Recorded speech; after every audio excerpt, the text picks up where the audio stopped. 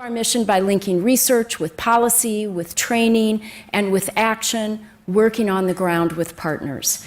Our Pakistan program is one of our largest here at the Institute, and we've been active in the country since 2011.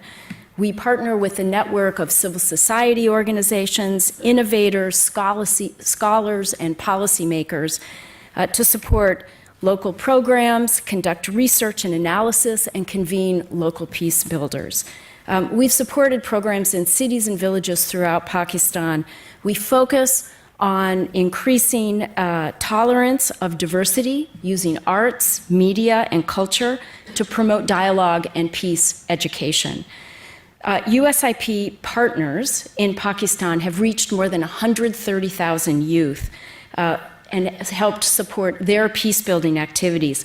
I've been fortunate to have a chance to visit and means of addressing conflict.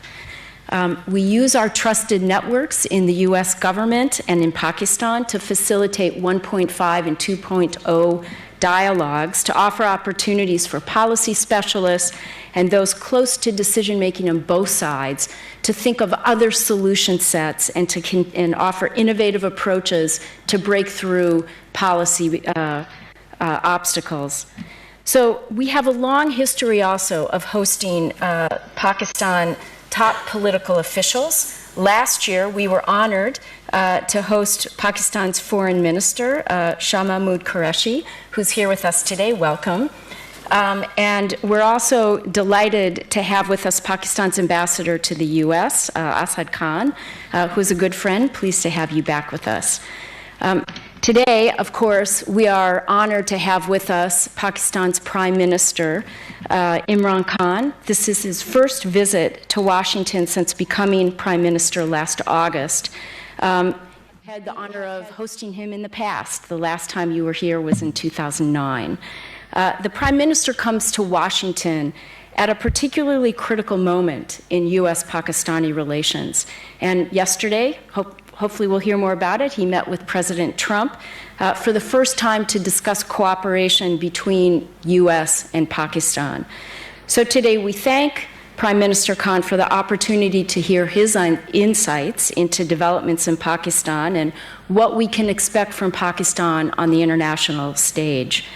After the Prime Minister's opening remarks, I'll host a moderated discussion with him and then take questions from the audience. We have people circulating with note cards. Please write down your question and pass them in to a U.S. volunteer, and we'll also be taking questions from online.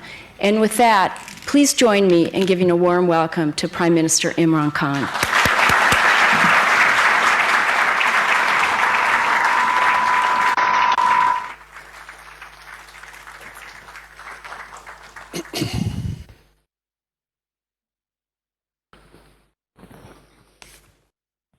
Thank you very much, Nancy. The United States Institute of Peace, I want to thank you for inviting me here and listening to my views about Pakistan's policy. And I start with how someone like me, a sportsman, for 20 years, international sportsman who ended up in politics. I'm the first generation Pakistani. My parents were born in colonial India. I was the first generation who grew up in an independent Pakistan. We grew up with a lot of pride.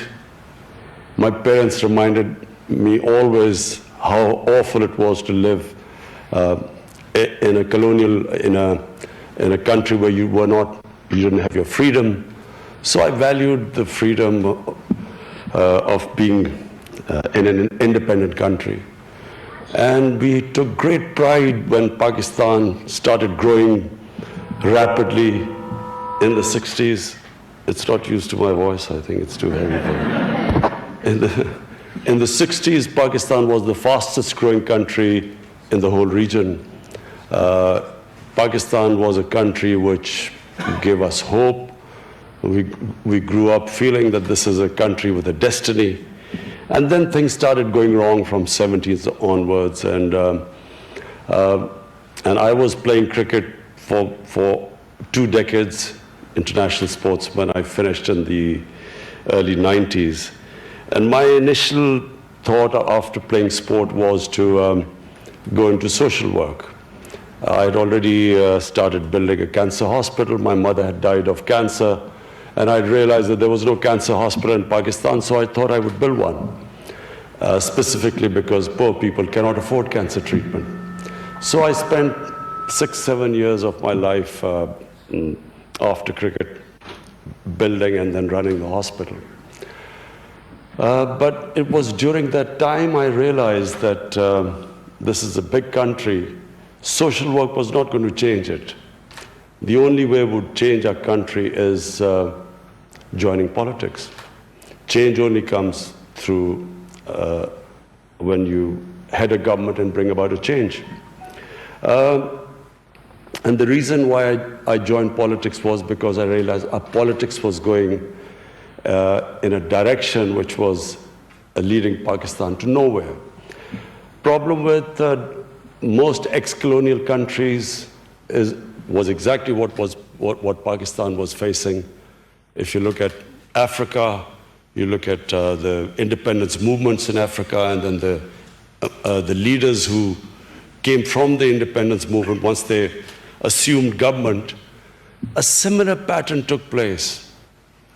The moment they got power, they used power for benefiting themselves.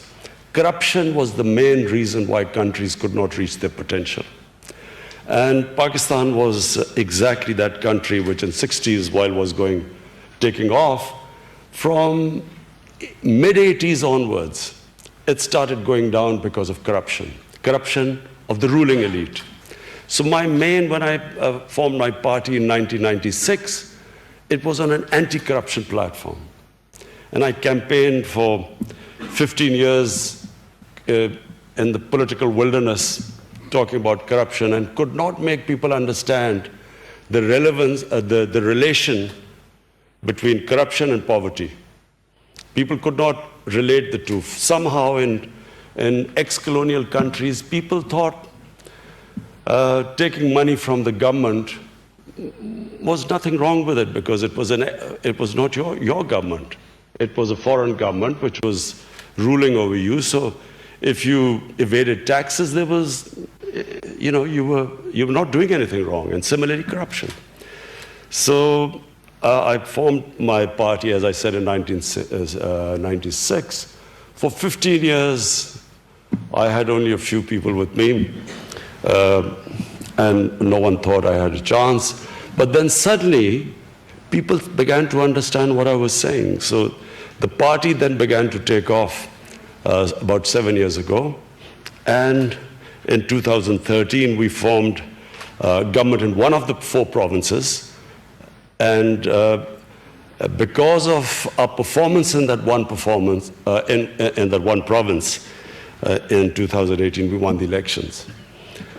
So what has been the main challenge since we've come to power 10 months ago?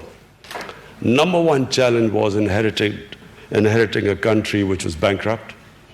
We had the biggest current account and fiscal deficits. But worse, what corruption does is it's not just a question of bankrupting a country and money being laundered out of the country. What happens is the ruling elites,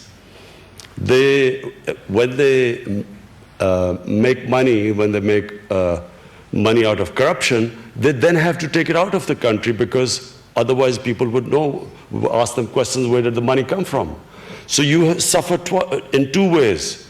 Number one, the money which should go to human development ends up going into people's pockets. But secondly, that money leaves the country. And in my opinion, which I spoke to President Trump yesterday, the biggest problem that the world faces is about $1 trillion leaving developing and poor countries and either going into offshore accounts or they end up in Western countries. And this is impoverishing, this is causing more deaths than through terrorism, than through drugs. The amount of people dying of hunger and disease, lack of education, not having clean drinking water, is because of the ruling elites and developing world taking that money out and parking it into, as I said, offshore accounts or Western countries. So we faced a similar situation. We had the biggest current account deficit and fiscal deficit. But the other aspect of corruption is that in order for the ruling elites to take money out, they have to destroy the state institutions. Because if the institutions are strong, they would not be able to take the money out. For instance, if your anti-corruption body is strong, if your justice system is working, is robust, if your taxation department, like equivalent to the Indian revenue here or the IRS here, if these institutions are strong, you cannot take money out of the country. But that's the biggest damage these corrupt ruling elites do to developing world. They destroy these institutions. So, you can recover the money, but what you can't, to build institutions takes time. So the biggest challenge we have faced since we've been in power is trying to build the state institutions. And, we have succeeded, we have turned around various institutions, but it is a slow process. The relationship which we had with our neighbors, the other priority we have tried to instill in Pakistan amongst the people is that we must have good relationship with all our neighbors. Because Pakistan at the moment, most of all, needs stability. We need stability for economic progress. We need peace. And so for peace, we need to have a good relationship with our neighbors. So first was me trying to reach out to India. India is, a country which we've had turbulent relationship with. But unfortunately, because of one issue of Kashmir, whenever we have tried, whenever relationship has started to move in the right direction with India, some incident happens, and that's all related to Kashmir, we go back to square one. And so I reached out to my counterpart in India, the Indian Prime Minister, assured him that, you come one step towards us, we will go 2 steps towards you, because the biggest problem India and Pakistan face is poverty. And the best way we can reduce poverty is if we start trading with each other. The next was Afghanistan. We again have had a difficult relationship with Afghanistan. And so we have reached out. I have invited President Ghani to Pakistan. And, it's a sort of long story, but we are moving towards, fortunately, we're all moving towards the same direction. There's a convergence now in Pakistan, in the US, that there is no military solution in Afghanistan.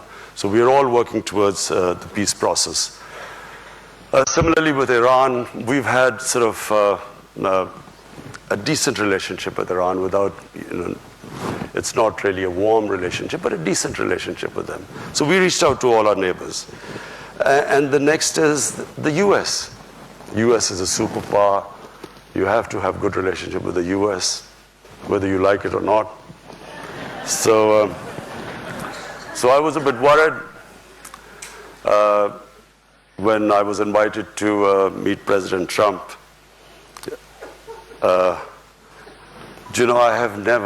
I've been in limelight, public life for 40 years. And sort of when I've gone to meet people who are famous or well-known or in power, you normally get advice that, what you should do, what questions you should ask when you meet them. But never in my life have I had so many suggestions before I was going to meet President Trump. Inundated.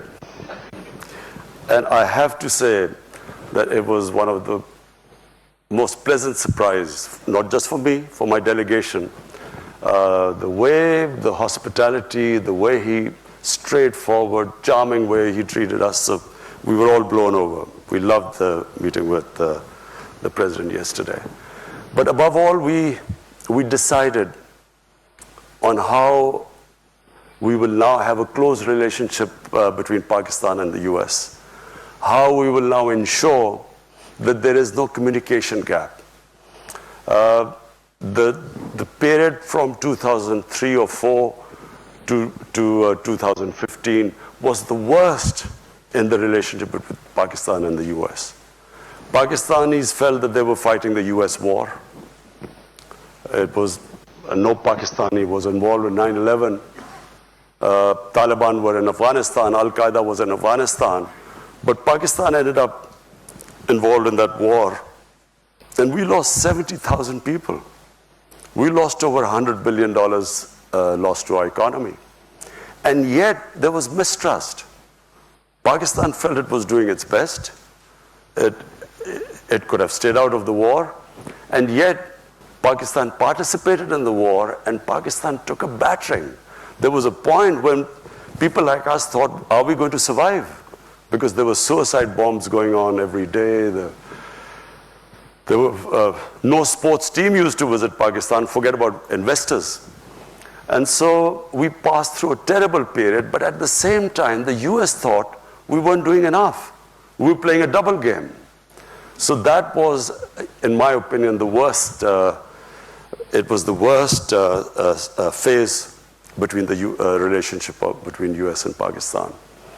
I was one of those, and I came here, I think in 2009, and I tried to explain to people here that there was no military solution in Afghanistan. I met, then Democrats hadn't come into power, the elections hadn't happened just before President Obama won the elections. I tried to explain I had a meeting organized, there's Dr. Ikram here, he organized a meeting with Joe Biden, John Kerry, Harry Reid, towering figures of the Democratic Party. And I sat there and tried to explain to them the history of Afghanistan, of Pakistan's tribal area, and tried to explain to them that there will be no military solution. But I realized they had no idea.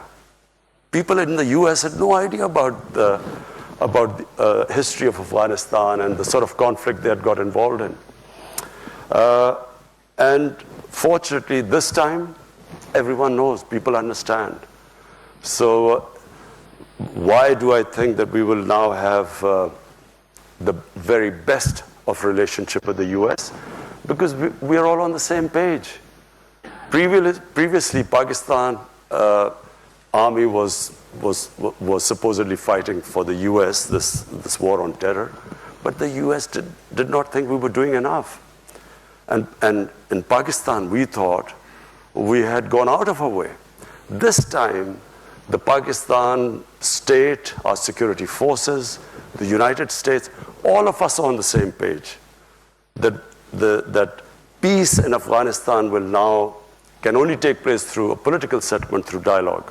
So we are all now working on getting the Taliban to talk to the Afghan government. They're already talking to the US. And we hope that this will eventually lead to a settlement. Not easy. It's not going to be easy because there's no centralized Taliban command. It's a devolved movement. But we feel that if we all work together, we feel this is the best chance of there to be peace in Afghanistan. Apart from that, domestically, just one final word before I take your questions. I've struggled these 23 years to get into power. Most of these, as I said, in wilderness, political wilderness. I was not fighting political parties. I felt I was fighting a mafia.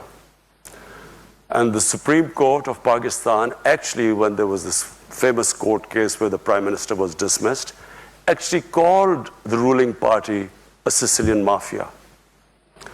And I say a mafia because this is not normal politics. Because the two ruling families had been in power off and on for 30 years.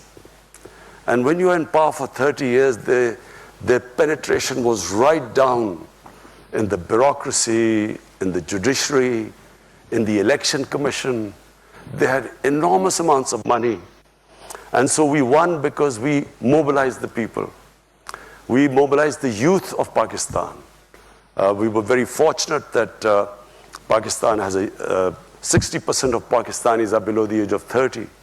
They became our big support. The young people rallied around us. And it was the biggest public movement in Pakistan in the last 50 years. And so we won despite having, coming up against big money, despite the penetration in media, the most vilification campaign, personal attacks, and despite that we won because of social media. This is the new, had there been no social media, probably we would not have been able to beat the established parties. And since we have been in power, we are still up against the mafia. We have been, the problem has been to fix the economy, but at the same time we have had the entire opposition trying to destabilize the country. So that twice they have tried to create this uncertainty that there's been a run on the rupee. We almost had a run on the rupee because of them predicting that all fake news that IMF had told us that the rupee would go to a certain number. All wrong, but putting pressure on the economy all the time. Finally, I can say right now, after 10 months, we have finally stabilized the economy, and we feel now that we are now, after stabilizing the economy, we feel that we can now move ahead and start our reforms. Our reforms are very straightforward. We believe that real development is human development. So we are going to, all our money, we have decided that all the money which we retrieve from the criminal mafia, we've started a massive accountability campaign. We will then direct it towards human development. We've started one of the biggest poverty alleviation program in Pakistan's history, despite having financial constraints. But we believe that a country cannot rise if there's a small lot of rich people and a mass of poor ones. This is what's happened in Pakistan. The gap between the rich and the poor has grown with each year. And the whole system just caters for a tiny elite. The education system caters for just a tiny elite. To give you an example, we have a total of students coming from what are the elite schools, English medium schools, are 800,000. The children who go to government schools, they are about 33 million. And then children who go to Dini madrasas is 2.5 million. So we have three-tiered system. So the first thing our government is trying to do is to synthesize the syllabus, bring in science subjects, other subjects into Dini madrasas, which are the religious schools. So bring them into the mainstream. Similarly, in the Urdu medium schools, teach them English so that we equip them for higher education. So we are trying to bring the education system, which is the biggest problem our country faces and the most difficult problem.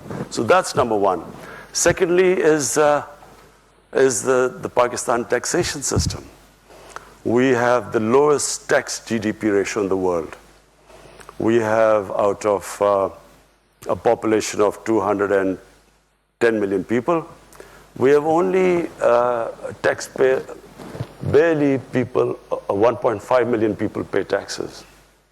So there's no way you can sustain a country if you do not expand the tax base. So we now are in the process, very difficult process, convincing everyone to come into the tax net. There are a lot of strikes going on right now, but we feel that we will be able to overcome them. Because it's imperative now that the Pakistani people pay taxes. The challenge, of course, has been that this mafia, I call this mafia, in 10 years, just so that you understand what they have done to our country. because later on you might ask me, why is this political victimization? What I call accountability, people will say political victimization. But I'll just tell you what they've done to our country in 10 years. The total debt of Pakistan in 2008, before these two parties came in, when General Musharraf left, the total debt of Pakistan in 60 years was 6 trillion rupees. In the last 10 years, they've taken it from 6 trillion to 30 trillion rupees. So where has this money gone? I've set up a commission, a debt commission, which is now going to find out where this money disappeared. So which is why we are going through this problem of finding out what happened to our country. How come we got so indebted? So the problem with having such a huge debt is that in the last year, the total tax revenue which we collected, half of it went to servicing debts. So you can't have 210 million people just surviving on this already a very low tax base, and then half of it going into debt servicing. So for that, we are expanding our tax base. But what we are doing now in Pakistan is the first time in 1960s any government is going to take this step. We are now moving towards encouraging industrialization. In 1960s, Pakistan's industrial production was equal to 4 Asian tigers' industrial production: Indonesia, Malaysia, Philippines, Thailand. The combined industrial production was equal to Pakistan's in 1960s. After that, unfortunately, we deindustrialized. Our exports actually went down because our policies just did not encourage industrialization. So we now have embarked on a program of industrializing our country. We are giving incentives to industry. So we have, the main programs in Pakistan are, number one, poverty alleviation. We have allocated the biggest amount to alleviate poverty. Any money retrieved from these big crooks will go straight into the poverty alleviation program. Secondly, industrialization. We are now encouraging our industry, specifically export industry. We have trade agreements, one with China where we hope that we will be able to free trade agreement with, a preferential trade agreement with China, where we hope to export our stuff to China. China has imports of $2 trillion. So industrialization. And third is agriculture. Pakistan is basically an agricultural country, and we are hoping to get technology transfer from Europe, from China. Hopefully, we've spoke to companies in the United States so that we can improve our yields. Pakistan has the lowest yield, one of the most productive lands, but the lowest yield. So what we hope is that this three-pronged attack, we will be able to raise Pakistan's economy, provide employment to our people, improve productivity. So this is basically where we are headed. Thank you.